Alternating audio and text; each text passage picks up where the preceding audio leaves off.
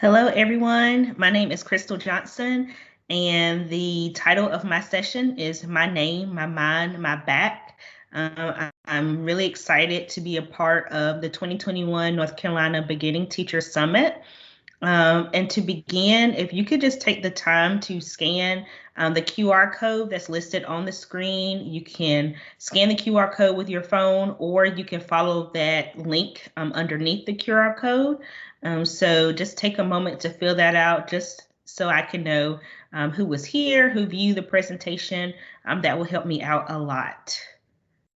I'm going to pause for just one moment to allow you to do that.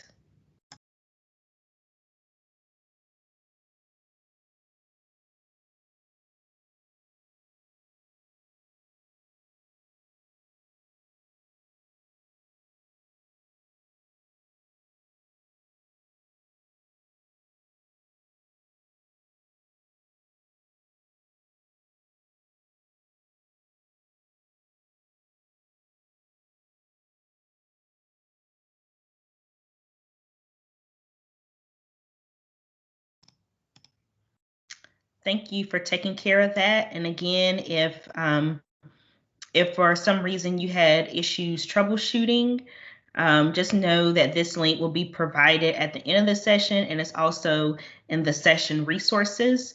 So you'll have multiple opportunities to fill it out to let me know that you are here. So I'm going to take a little bit of time just to kind of tell you about me. So I am a Yorkie mom to Lily, who you can see in the picture here. I am a native of Clinton, North Carolina. I previously taught first and third grade. I am a third-year doc student at the University of North Carolina at Charlotte. And these are just a few of my research interests that I have been working on during my time there. I currently serve as a new teacher support coach with Guilford County in Greensboro, North Carolina, and in the surrounding areas.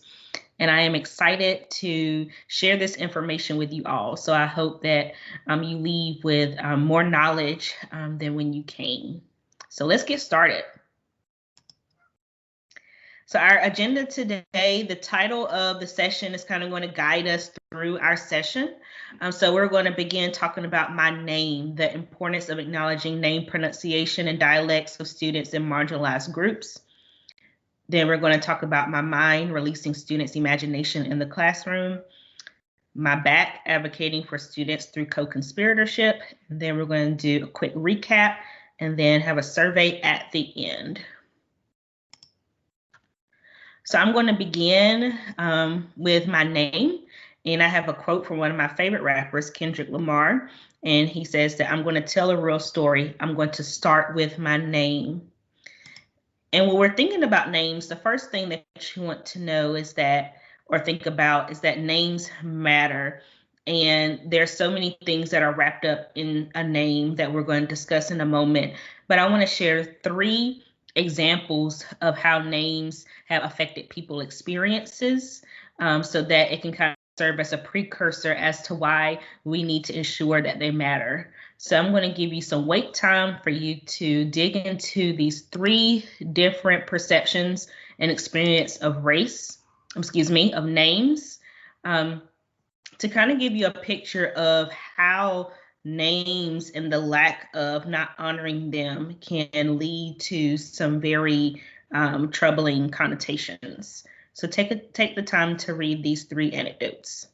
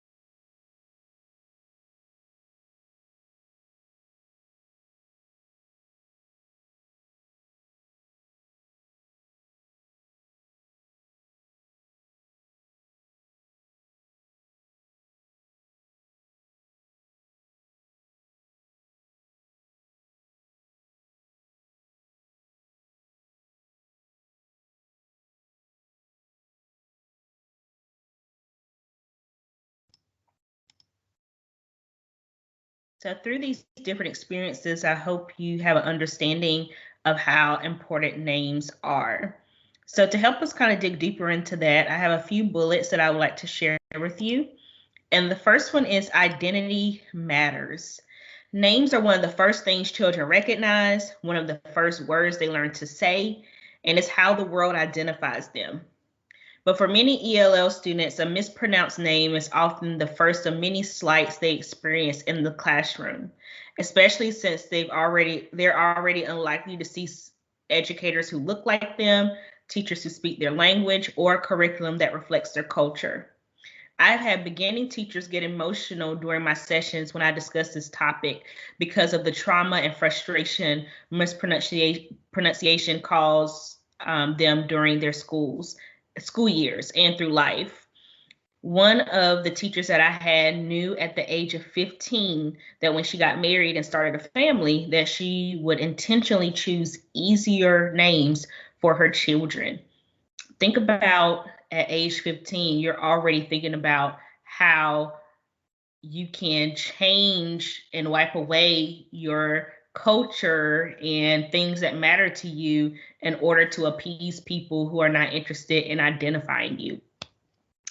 Identifying students correctly is critical and is the beginning of being culturally responsive towards your students. Difficult is problematic. To even suggest that a child's name is difficult is problematic simply because it's only difficult because it's culturally different from what you are accustomed to. There is no such thing as wrong names. Mispronouncing a student's name essentially renders that a student is invisible and is not worthy of recognition. So I'm pretty sure many of you have probably heard, well, it's not spelled the way it sounds, or it's not spelled right, or it doesn't sound right. Just know, again, that there's no such thing as wrong names. And even though it doesn't fit in your category of correctness, does not mean that your philosophy is supreme. So just remind yourself that a name isn't difficult. It's just something that you're not accustomed to, and changing that thinking will make students feel more visible and seen. Name pronunciation is culturally responsive. So names carry meaning, stories, culture, prayers, ancestry, memories, birthrights, namesakes, religion, and more. When people change their names due to frequent miscommunications, that is what is at risk of being washed away. These students are essentially suppressing their identity by choosing a Eurocentrically acceptable name in order to bypass the scrutiny of those who are not willing to accommodate their identity or who they represent. Accommodating for people's lack of accommodation is an injustice that we should all avoid. The next bullet is do not assign students a nickname nor ask them for one.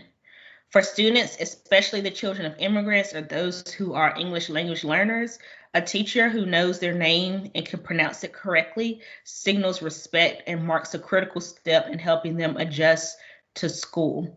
So not wanting to accommodate for a child because you don't approve of the name or you don't want to pronounce it or it doesn't fit your idea of correctness is an injustice, and you shouldn't label children because of your lack of work. When it comes to LGBTQ plus students, it is very important that we honor the names that they'll like to be called, even if it hasn't been changed on legal documents or record-keeping systems such as PowerSchool. So be sure to call them by the name that they would like to be called in order to honor their identity. And last but not least, dialect is not an intellectual determinant. This is one section that I'm very passionate about. I spend a lot of time working with sociolinguistics, and we're going to talk about different dialects, especially dig a little deeper into Black dialects for this section. So one misconception about common American English is immaculately perceived and it's a pure language. English is superior to other languages. English is a fixed or permanent language. English is essentially the same in all English-speaking countries as in the United States.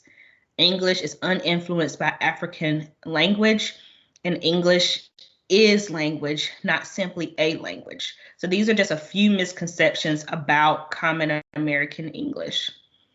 White supremacy has created this ideology that Black people are intellectually inferior in comparison to whites. This thinking has caused greater segregation and disproportionality in schools.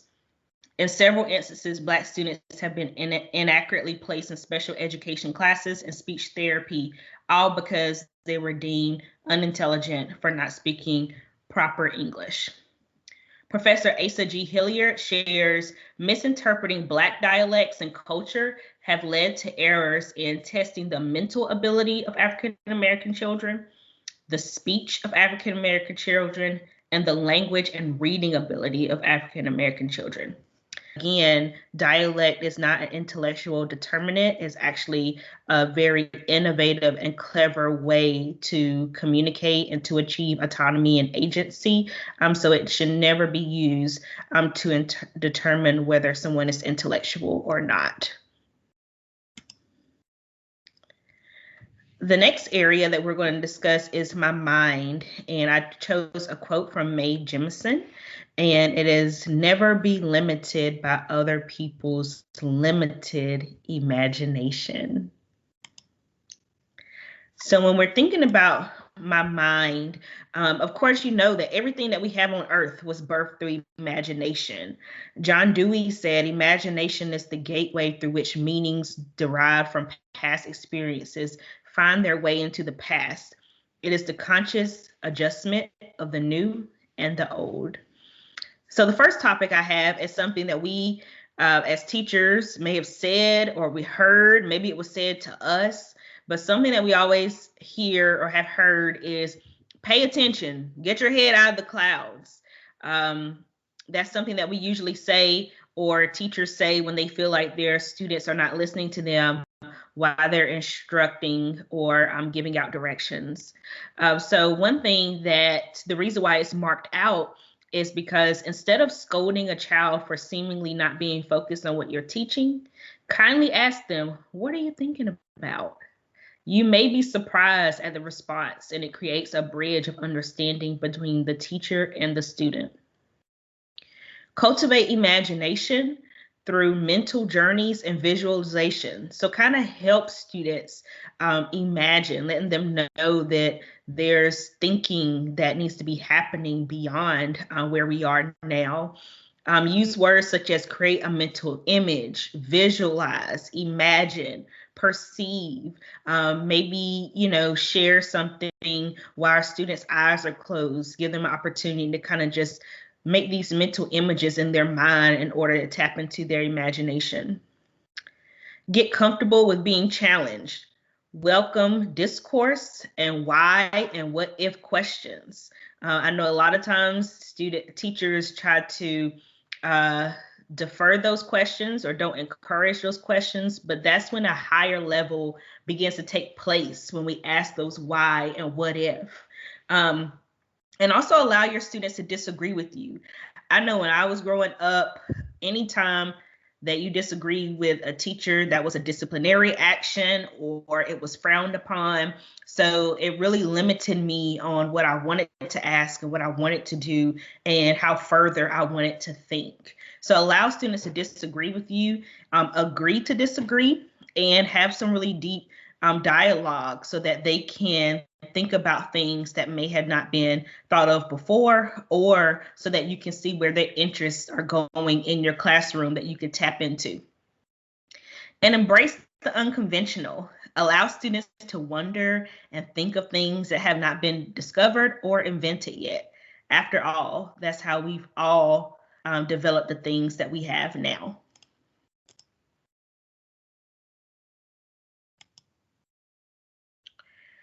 When thinking about my back, I chose the Reverend Dr. Martin Luther King Jr., his quote, "In the end, we will remember not the words of our enemies, but the silence of our friends." So we're going to dig deep into co-conspiratorship when it comes to this topic.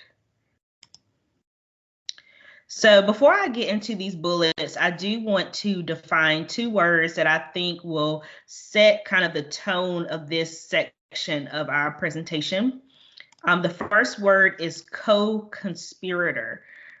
According to author Bettina Love, a co-conspirator is a verb, someone who is willing to take risk for someone else, to understand your intersections of privilege and power, and actively use it to benefit others without it, and those who are those who are experiencing oppression. The second word is spirit murdering. And this is a term that was developed by legal scholar Patricia Williams. And according to Patricia Williams, spirit murdering is to argue that racism is more than just physical pain. Racism robs people of color of their humanity and dignity and leaves personal, psychological, and spiritual injuries. Racism is traumatic because it is a loss of protection, safety, nurturance, and acceptance. All things children need to enter school and learn. So thinking about these terms, be thinking about what's at stake when we're not co-conspirating for children. So the first point that I have here is it's not members of marginalized groups' responsibility to educate white people. This is actually another form of white supremacy, to assume that you or a white person are entitled to being educated about racism by people of color. That entitlement is a form of white supremacy. To my white educators who are viewing this, take responsibility of your own learning and educate your fellow white peers. This is not to be misconstrued as in you don't need to ever dialogue with people who are people of color. But you don't want to make it their burden to educate you. So take the ownership and the responsibility to cultivate your own learning, your own research, and share that with your fellow white peers. Actions speak louder than words. Often when I ask teachers what they are doing to create an anti-racist classroom culture, many of them mention their Black History Month activities done in February, or their holidays around the world activities in December. So Black children are Black every day, as well as other marginalized groups there in their respective groups every single day. So how are you consistently providing an anti-racist space for Black children and other children of color? In the session resources, a list of ways to be a co-conspirator are included, and is curated by an organization, The Conscious Kid, which I would encourage you to follow on your social media and look into their resources.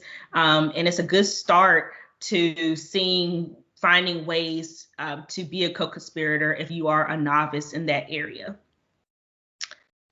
Lastly, but not least, the last quote or bullet that I want to address is address and acknowledge racial injustice and inequities occurring in the news and in the media in the classroom. When thinking about ways to promote equity in your classroom, a strategy that I want to address is the racial injustices occurring around the nation and the world. I want to share some statistics with you about recent shootings and police killings that have occurred in 2020 and 2021. In 2020, the United States reported 611 mass shooting events that resulted in 513 deaths and 2,543 injuries. As of May 3rd, 2021, the United States have reported 180 mass shooting events that resulted in 205 deaths and 720 injuries in 2021. In 2020, 1,127 people were killed by the police. Black Americans are 3.23 times more likely than white Americans to be killed by the police. Black Americans are 1.3 times more likely to be unarmed when killed than white Americans. So kind of just think about those statistics as we talk about the importance of addressing the media and the news in our classroom. Not only have we had to fight against the coronavirus, but there have been several racial injustices and shootings that have occurred, many of which can be watched directly on our electronic devices. Some of the victims are the age of the children you teach. In my recent meetings with teachers, one large misconception that I've heard repeatedly is that racism is not a problem at their school or in their classroom. Racism is not always something that you can see in plain sight. In fact, it's often more covert than overt. Another misconception I've heard, more so from elementary teachers, is that I don't want to taint their innocence. Psychologist Jessica Sullivan says that children are capable of thinking about all sorts of complex topics at a very young age. Even if adults don't talk about race, children will work to make sense of their world and will come up with their own ideas, which may be inaccurate or detrimental. Research has also shown that 3-month-old babies prefer faces from certain racial groups. 9-month-olds use race to categorize faces, and 3-year-old children in the US associate some racial groups with negative traits. By age 4, children in the US associate whites with wealth and higher status, and race-based discrimination is already widespread when children start elementary school. Our students are living in an era where everything is accessible everywhere. They hear conversations, watch TV, and scroll social media. So they are very much aware of racism and other forms of injustices in this country. Your students or family members of students may have been harassed or wrongly stopped by the police. There are parents who are sitting their children down early to have the talk. And if you're not familiar with a talk, it's a conversation that's common amongst Black parents that they have with their Black children in order to give them tips and skills that will hopefully allow them to make it out alive if they encounter a police or any form of law enforcement. It is important to acknowledge and address current issues regarding racism and other injustices because prevention is always better than intervention. Your students can never get enough reminders to treat people fairly, celebrate differences, and know that there is no justification to treat someone worse because of how they look, where they come from, who they marry, what language they speak, or who they worship. Share the importance of them doing their part and speaking up when their peer is not being treated fairly. My final point about acknowledging and addressing current events regarding racism and other injustices is because many of these events have evoked trauma in children and families that is constantly re-triggered after each death and or shooting. Let them know that you are against racial injustice and allow them to share their thoughts if they have any. If they don't, discuss what you and your students can do as a learning community to ensure that we don't grow up treating people wrongfully in a way that we've seen in the news and at all. Remember, silence can be viewed as complicity. So children will remember what you don't say just as much as what you do. Hourly let your students know where you stand. Affirm their sentiments and make sure they know that their life matters to you through real action. In the session resources, there is a list of resources curated by Guilford County Schools that can serve as a way to accurately and appropriately begin or continue these conversations in your classroom. I don't know how isn't an excuse to never begin. Treat these conversations as mandatory. Lives literally depend on it.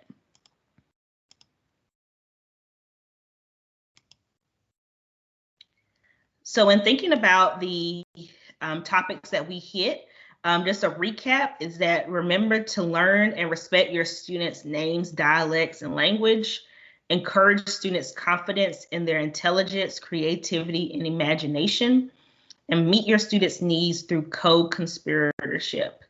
And I just included 2 quotes that I thought were very appropriate for our session today. And it's what we believe about young people matters. It informs how we treat them and what they come to believe about themselves. And that is by Dr. Monique W. Morris. And then this other quote by Dr. Asa G. Hilliard, he wrote, and I think this goes with, this can be applied to all people of color, but specifically he was focusing on African-American children. We need no more analysis on the African-American child. We need to renovate the system that teaches error. We have the tools to do the job.